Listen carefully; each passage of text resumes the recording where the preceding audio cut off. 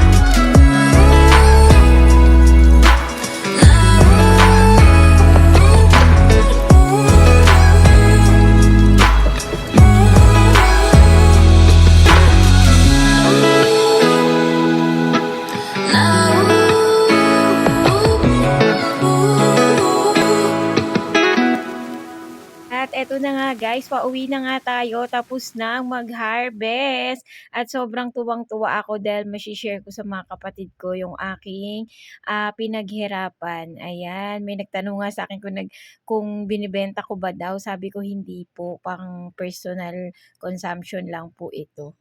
Thank you for watching!